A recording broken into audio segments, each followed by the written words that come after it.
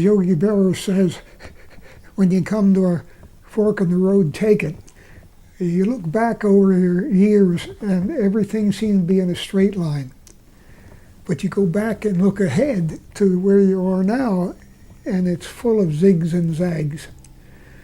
And it's hard to pick out important ones, but three that led to my position here and my present status started when I was a young boy.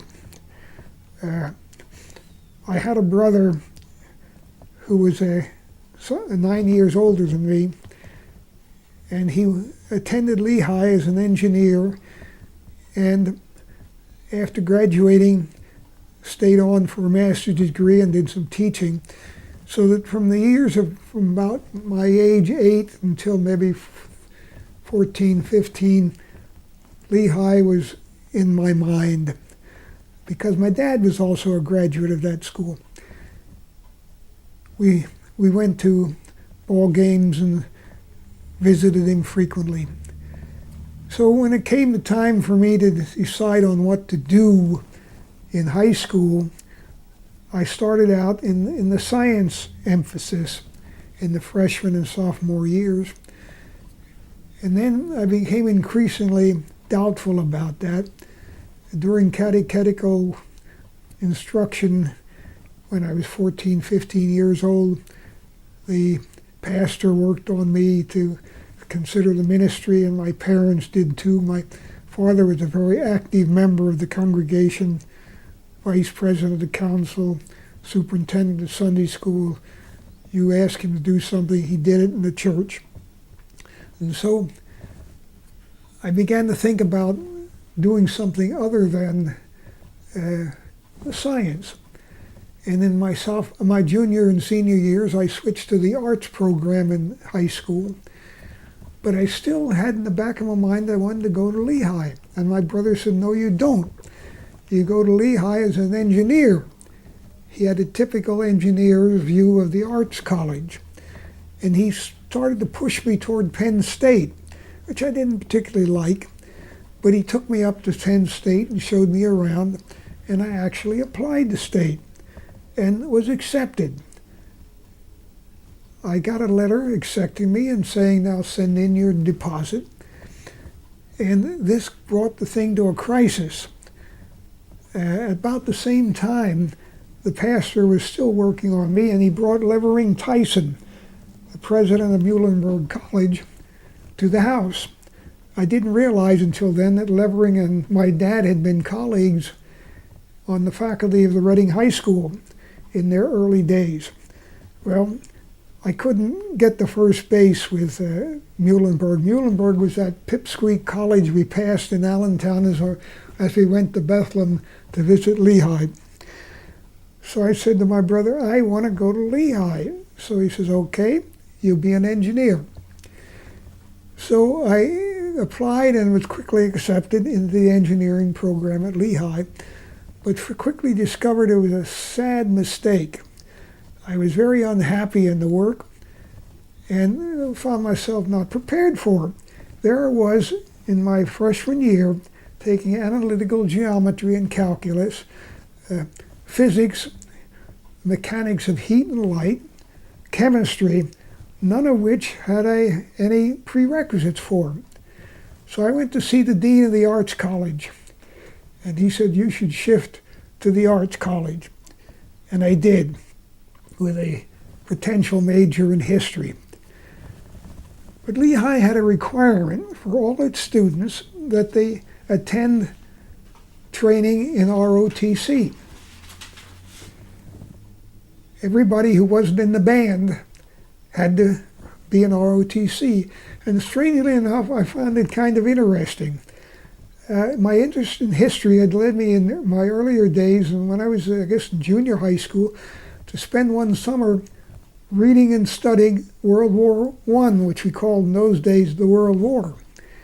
And the background of a war and the mechanics of a war intrigued me. And for some strange reason, unlike most of my classmates, I kind of enjoyed the course. Most of them took it as something they had to do, and the less said about it, better. And at the end of my sophomore year, one of the majors came to me and said, I'd like you to apply for advanced ROTC. Okay, what's wrong with that? Now, this was 1939. Europe was heating up when we here in America weren't paying attention. We were America first, and that was it. So I took the physical, which was required to get into the advanced program, and promptly flunked it, which annoyed the major no end. So he pulled some strings and got me into the exam a second time, and I flunked it a second time. So that was that. So I moved on into my program in arts and history major, and was then trying to figure out what was I to do with this training. And I paid a visit to Mount Airy Seminary and met with Paul Ho, who was then a professor. Now it's interesting to note that Paul Ho was my father's first cousin. And I had known the Ho family for many years, ever since I was knee-high to a grasshopper. In fact, in 1926, when Philadelphia had the sesquicentennial, we spent a day or two in Philadelphia visiting a centennial and staying at the Ascension Congregation parsonage, of which Paul Ho was pastor. The parsonage on Boyer Street in the 7400 block. I always was intrigued by him. He was a great preacher, and I loved to hear him preach sermons. So there I was, struggling with what was I to do. It was either teaching or ministry. So after talking to Paul, I decided it would be the ministry. And I enrolled in 1941. At the time, if I had been in ROTC, I would have been called to active duty as a shaved-tail lieutenant in the infantry. That was a mind-boggling event in later years as I thought back.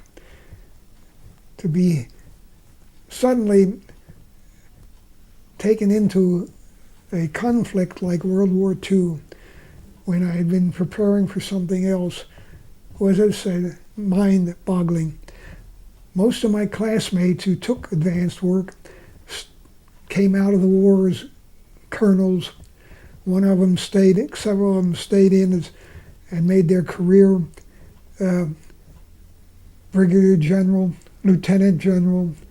These were my classmates, and I would have been in that group, and I often wonder what would have happened if I had passed that physical. Well, that was the first event. The fact that I didn't get into the Army in 1941. So I spent the next 5 years here in Mount Airy. And I enjoyed the work. In the end, toward the end of my undergraduate professional program, in 43, 44, when the war was at its peak, I was assigned by Paul to a congregation in New Jersey as what we today call a vice pastor, even though I was just a senior in seminary. And I carried that parish for some months in my senior year.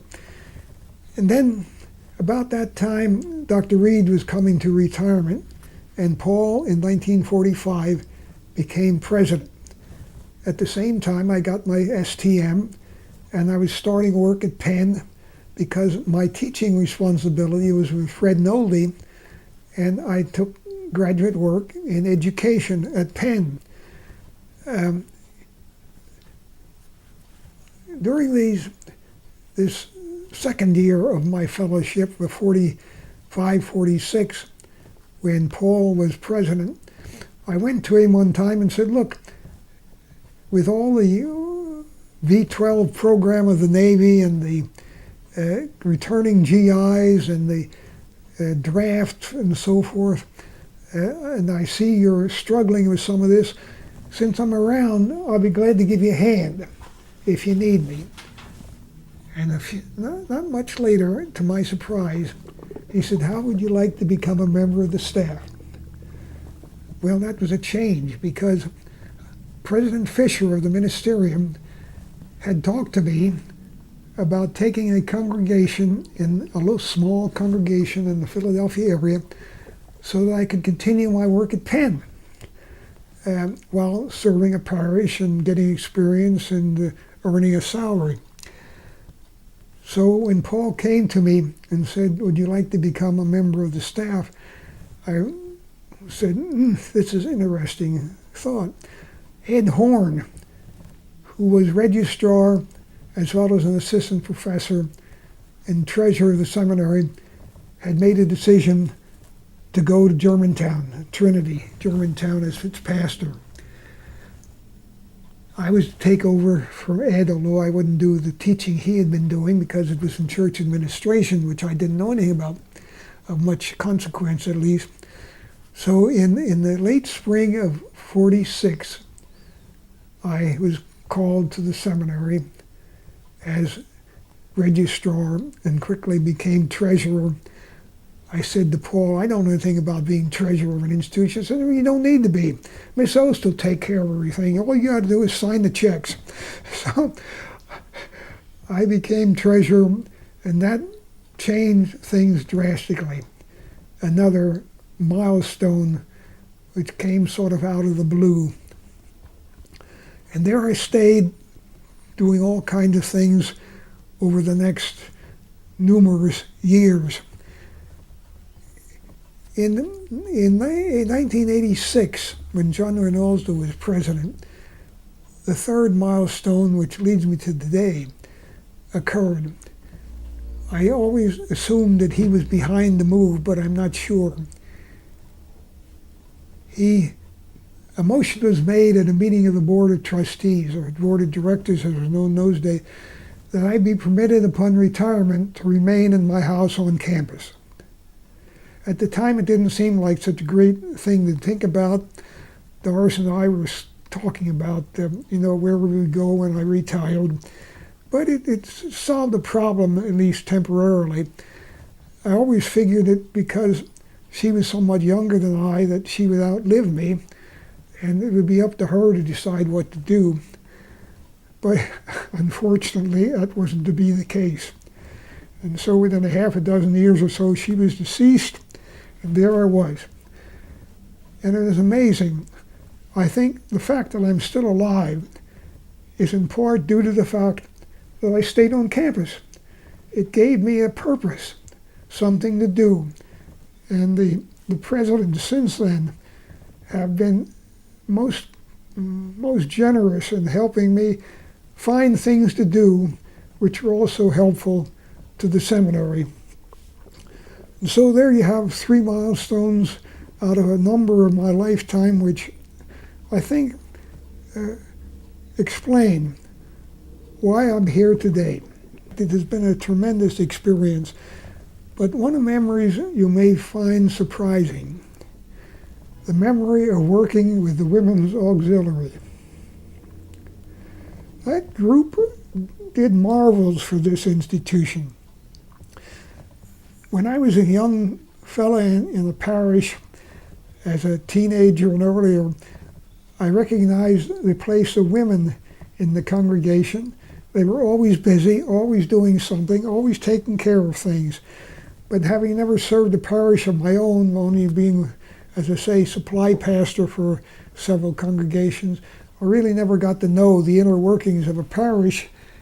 And the women in the seminary were, in effect, like the ladies' auxiliary of a parish. Their leadership was tremendous. They were always coming to me in the 40s and the 50s to ask me, what can we do next? We finished our project. Now what do we do? And usually in consultation with the president, we'd come up with some next project. And they'd carry it out and come back again. What can we do next? And this went on for years. And I always think in terms of some of those ladies, including one of the earliest of the leadership, Mrs. Hagan, Mrs. Reed, and so forth. And they were, marvels in my mind. Now, thinking of the women, I also think of some of the men, laymen, whom were marvelous in my mind as to their dedication to the work of the institution and to the work of the church. I'll only name three, but there are many more than that. Of course, there's Peter Paul Hagan, Claude Wagner, and Robert Blank. I really never knew Clarence Miller, although I met him. I had the privilege one time as a student to conduct a worship service in the chapel, at which service he then spoke. Must have been about 42 or thereabouts, 43, before he died. And he too was a marvelous lay leader. But Peter Paul Hagan, I worked closely with him for a number of years. He dedicated the last years of his life to this institution, and he was the one who said, look, if the women can do all this for the seminary, why can't the men do something? And started the Men About area, which never really got going too well because it depended so much upon him. But he would come into my office and say, I need some soap. And I knew right away what he was going to do. He was going to go on around the state, visiting his old clients, asking for money for the seminary. And he needed facts and figures. So we'd come up with something to help him with that. He'd walk into the office of the president of Hess Brothers in Allentown and say, here's a check for your favorite charity. Now what are you going to give me for the seminary? And in that way he raised money, for example, to do the major renovation of this building back in the mid-40s, Hagan Center. Claude Wagner, his name isn't mentioned too much, but he was the Bob Blank of the earlier years. He was an attorney. He was vice chair of the board. He never wanted to be chair. I got to know him quite well, working with him on purchasing of property, for example, some of the property on Gowan and Boyer Street, which he didn't own, working with him in the matter of the working to relocate to West Philadelphia. He was made chair of the committee with responsibility of putting together the parcel of land that was to be used. And I remember him telling me privately one time, he says, I'm a director of a bank. If I were doing this kind of work for the bank, I would be in real trouble. He says, I don't think this is going to work, but if this is what the church wants and wants me to do, I will do it. And he worked for a number of years putting together property in West Philly, which he and I then had to manage with the help of the Greenfield Company. And ultimately, he and I had to sell all the property off when the whole business fell through. But he had in his office a young attorney named Bob Blank. And he says, if you ever have any troubles involving legal matters and so forth, and I'm not around, talk to Bob. So Bob came into the picture. As soon as Claude, because of health reasons, he retired from the board, I suggested we get Bob Blank on the board, and that happened immediately. And you all know what the result of that was. So we had not only great leadership among the ladies in the auxiliary, but among the lay persons on our board working to make this a great institution. I really worry that the church is in deep trouble, at least the denominational church. The churches that are growing are not related to denominations. They're usually related to a person. I think in terms of the old days when Messiah Lutheran Church in Philadelphia was a great and growing congregation with Ross Stover. But when Ross Stover went out of the picture, it quickly went downhill. I think that's going to happen in a number of these mega churches that are existing. What worries me is what happened when the ULC went out of existence and the LCA came into existence. I remember sitting in my office with Charlie Cooper and Henry Bagger discussing heatedly the change in polity which that move was going to make. The ULCA was a constituted church by the synods. The synods were the church, and they gave to the national church certain authority and responsibilities, but kept everything else to themselves. In the LCA, it reversed that, and the church, the national church, constituted the synods, who became the creatures of the church. And this centralized everything. I noticed it most importantly in the recruiting of leadership for the ministry. In the old ministerium of Pennsylvania, there were several very important activities it carried on.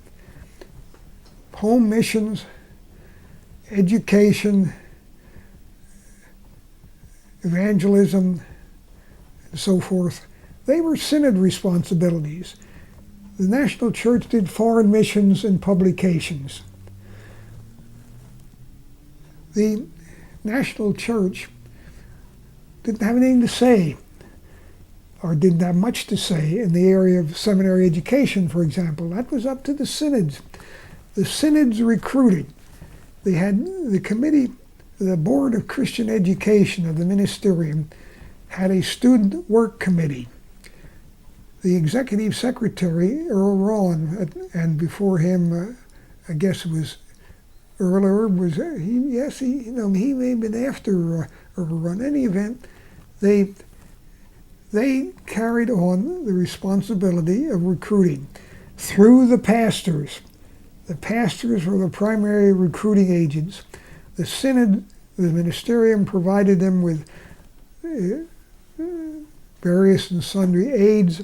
They would hold conventions in various parts of the ministerium, to which catechumens were brought and were given the tale of serving the church. It was a case where the synod determined who went to seminary. If a student came in off the street and asked me about enrolling in the seminary, the first question I would ask him is, to what congregation do you belong? And have you been in touch with your synod? And if the student answered, what's a synod? I would know we had trouble. I would then refer him back to the congregation, assuming he had a membership, and most of them, of course, did, and to his pastor. It was always his, of course, in those days. And the pastor would start the ball rolling. And the student would be interviewed by the committee, and the committee would be the one to say to me, as admissions officer of the seminary, this student has been approved, certified for the ministry. Nowadays, of course, it's the other way around. The procedure which is used in the Midwest, where the seminary recruited the students and in some cases even assigned them to their parishes when they were graduating. The seminary was an agent, a unit, working closely hand in hand with the synod.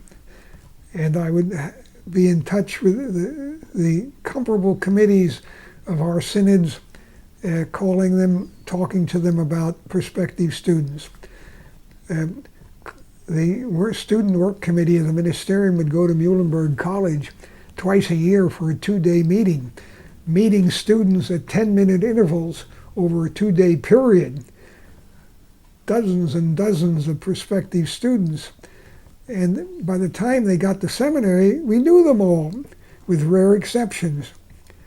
The oddball students were those who came to us from non-Lutheran colleges. We had the students from Wagner and Uppsala and Hartwig and Gettysburg and Susquehanna and so forth. And it was only after the war that this began to change and began to get more and more students from the state schools and so forth, and fewer from the church colleges, although that continued into the 50s and even into the 60s. But in any event, that seems to me to have been a major mistake. Getting the control and direction of the church into the national body and not in the synods. When the ministerium met for its 4-day meeting at Buck Hill, for example, it discussed important matters. It discussed theology.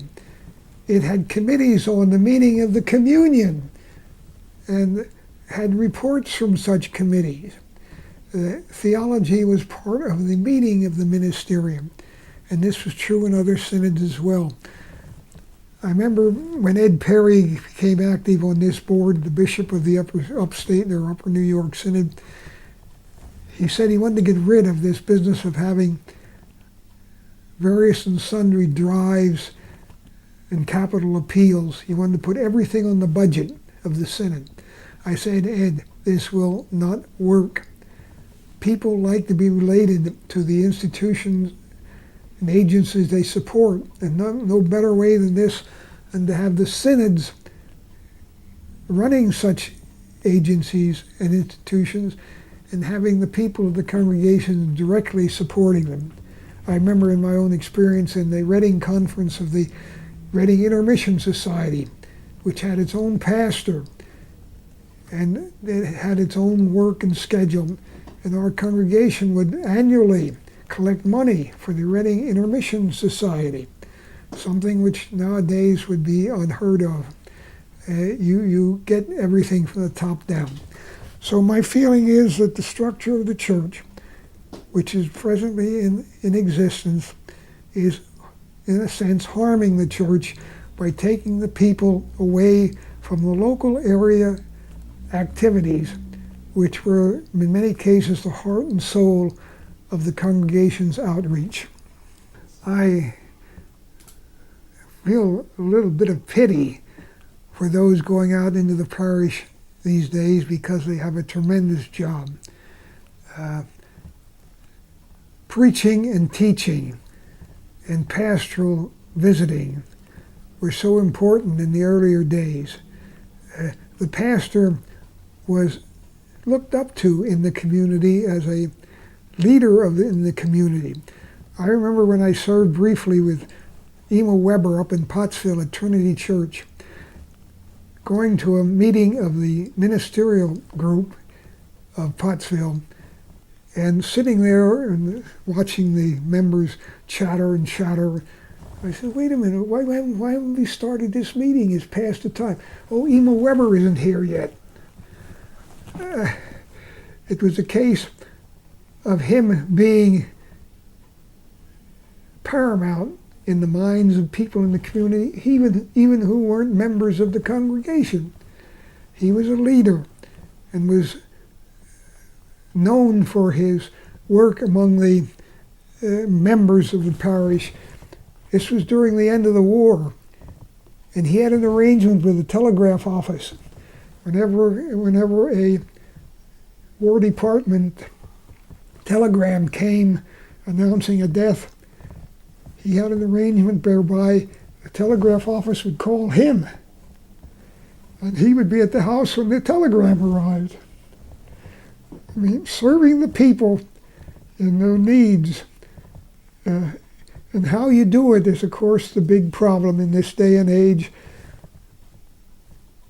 Back in my day, radio was just beginning to interfere with the attendance at church. And of course it has come worse and worse with all the technology we have today. You really don't need the church as a gathering place a social center and so forth. You get it on the air. How you combat that is an enigma. I do not know the answer, and I don't suppose anybody does. But that's, I guess, why the mega churches are doing such a job, is because they have a personality who overcomes some of the attractions of these outside technologies. And the average pastor has a great task in trying to override that. But to the pastor and going out from the seminary, I'd say, make sure you get to know your people and work closely with them, doing for them what they cannot do for themselves, and guiding them in their faith life, and keeping them from falling into the secularization, which is so perverse in this day and age. I don't know. As I say, I sometimes wonder whether we're in a dying business.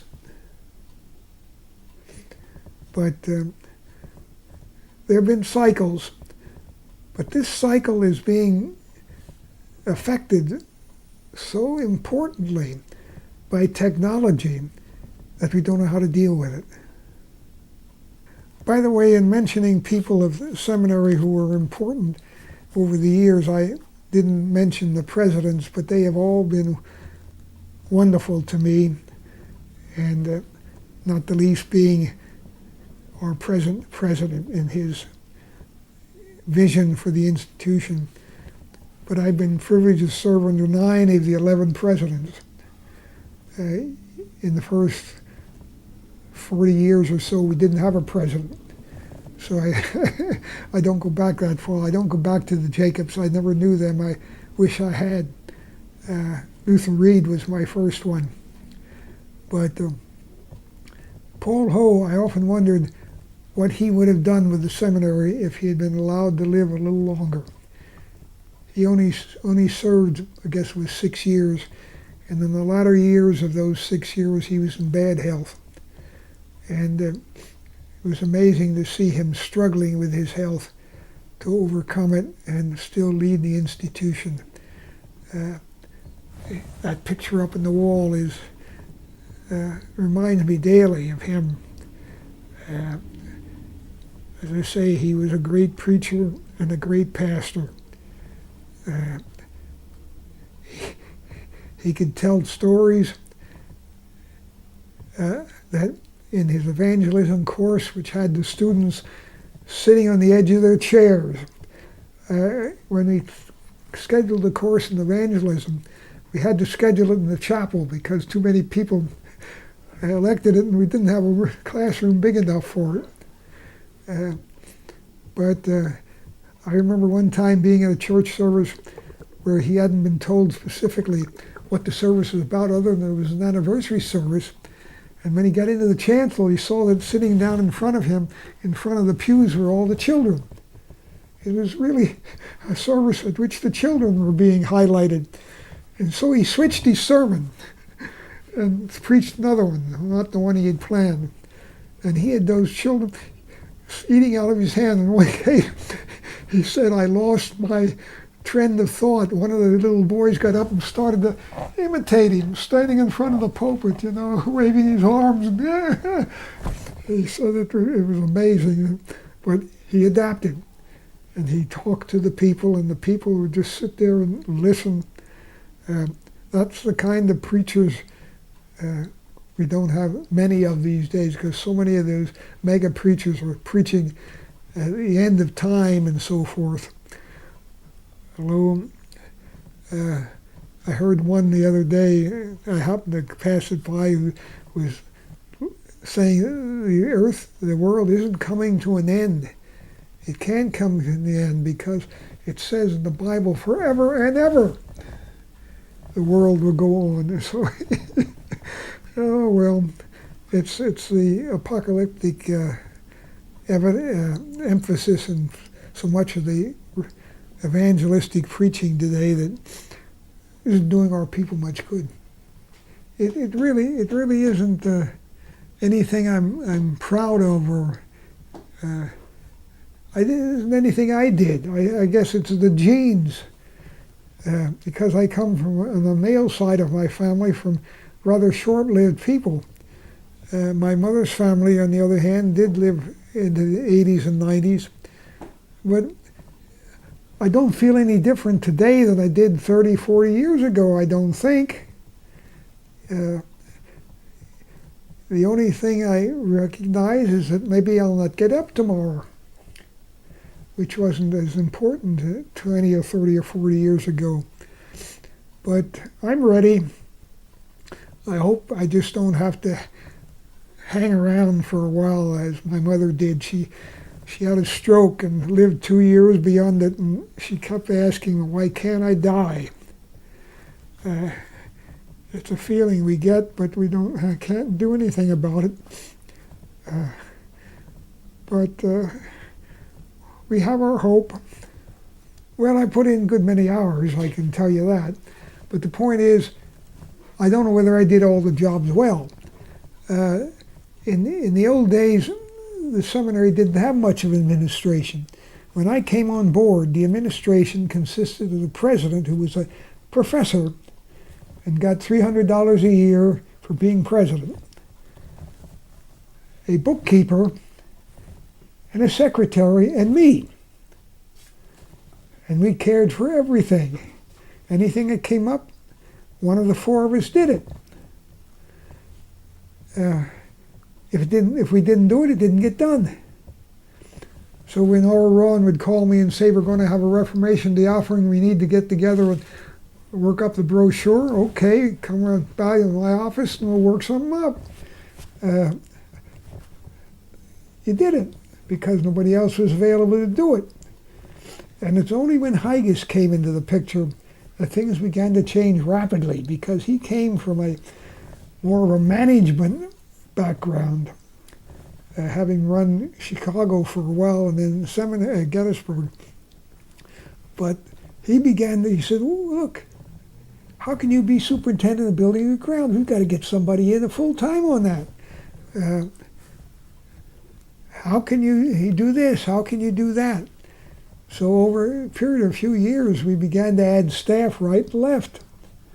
And that just continued down to the ages. And to be quite frank about it, running an institution like this was simple 60, 70 years ago. It's very, very complicated now. When you think of all the impositions upon you from outside, from the federal government, the state government, the national church, the synods, the associations, the accreditation groups, it's amazing. We didn't have to worry about any of that stuff. I mean, our first accreditation occurred in the late 30s, and the first one I was involved with was in the 40s, and it was kind of picayune alongside what they do now. Hire somebody, spend a year or more doing it, spending thousands and thousands of dollars on it. It just doesn't make sense that all this is useful, but it seems to be thought to be useful. But that was the difference. I got by with a lot of things because when a light bulb burned out, I didn't write up a notice and get it in the computer and have a work order done and so forth. I got a new bulb and put it in. It's possible because on Saturdays, what you could do, come to the office in the morning because we had a mail delivery and nobody would come to the office to sort the mail, and the students would come to the house and say, where's my mail? So I'd come into the office and sort the mail and give me a chance to sit there in private. Although Gerard Crodel used to drop in every now and again and unburden himself to me and waste my time. Did you know Gerhard? I may have met him once. Yeah, he was dogmatic in many ways, and he had his ideas how things should be going, and would come and unburden himself to me rather than to the president. So that was interesting. But in any event, I didn't waste time.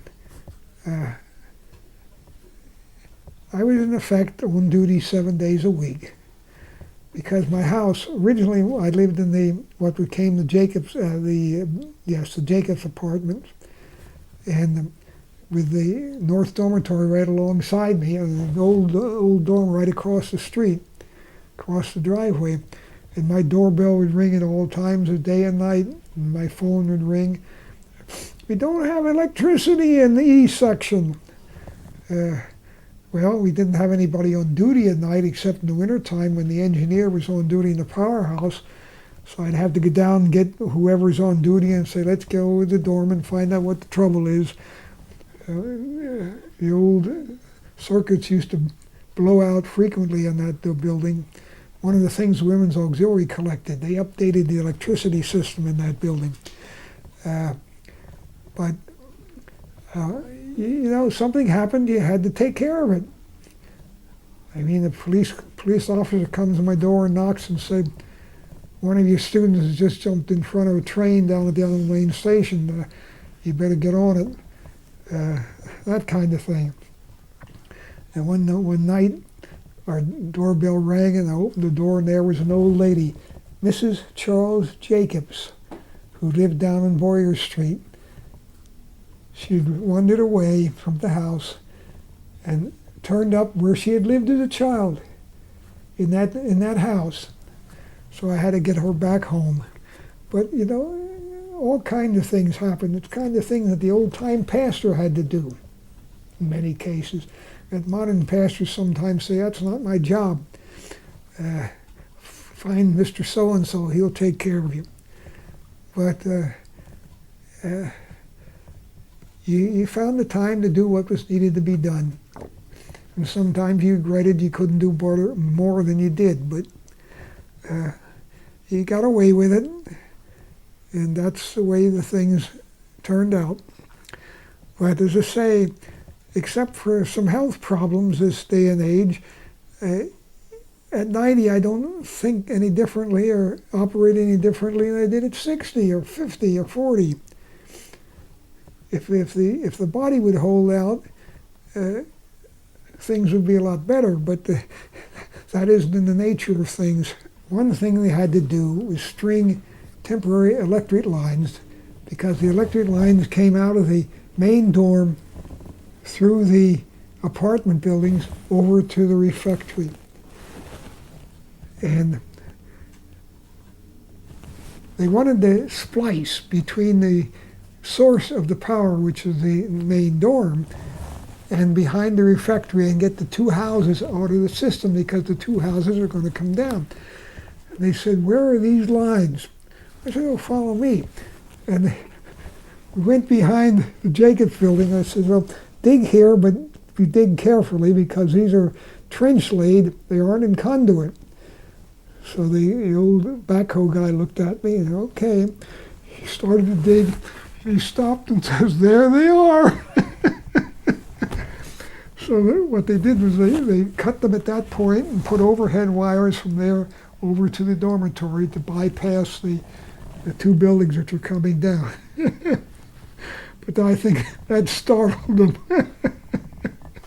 But you had this kind of, now I know you said that at Lehigh you knew this, that you weren't cut out for this. You hadn't been prepared for it. I remember that you're like, but at the same time, there seems to have been over the years some intuition from that background that seemed to come into play here that was of terrific value. The keeping of the records was important. Somebody's going to do someday with all the records in these files and the one in the Weedham basement, I don't know. But there's stuff in there that to me seemed important, but probably is unimportant for this day and age. But whenever anything was done underground, I got out my old map, my old site plan, and penciled it in. So I could remind myself where some of this stuff was. Even measuring it off, so many feet from here to there. The old engineering plan from the 1920s says from the telephone pole in Germantown Avenue, so many feet. I said, what telephone pole? There haven't been telephone poles in Germantown Avenue in years. So some of the things I had to kind of guess at, but we used to have a lot of trouble with underground because sewer lines and steam lines. When I came on board in the 40s, we were having all kinds of trouble with the underground steam and return lines. And the refectory and the president's house were on the steam line, but the return lines were shot, and we couldn't get the condensate back from those houses to the boiler room, so we just ran it into the sewer. But it took, you remember CHE, Christian Higher Education Year Appeal? I actually Back don't. in the early 50s, well, we got money from that appeal and we put in the new lines, which solved the problem for many years. But that was one of the biggest jobs we tackled early on, repiping all the campus. Yeah, because it in the early 50s. By that time, the school had been here since the 1880s. Yeah. So that's a long time. I mean, Well, initially, each of the buildings had its own furnace. They put the powerhouse in the early 1900s. about the time the library was put in, I read. That's correct. And I've never been able to get an answer to the question, how did they heat the chapel? There's a chimney on the chapel, but there's no chimney leading to the chimney on the roof. It would seem to be that they had a boiler in that building, but there's no record of it. And the earliest I have, records I have is when there's steam in that building from the central plant. But I'm not convinced. Originally was a steam heated from the central plant, but nobody will probably ever find out the answer to that. But it's interesting, some of these old buildings, what's behind the walls. When I first began working in the old dormitory, replastering with the Women's Auxiliary, helping plastering and painting, that building was really lighted with gas. And we hit these gas lines, and the fellows would come running to me, there's gas in the building. I said, no, it isn't. The main's been shut off many years. It's just the odor that's still in the old pipes. Thank you, John. Thank you so much, John. Well, I hope it's of use, and as I say, who knows whether I'll get up tomorrow.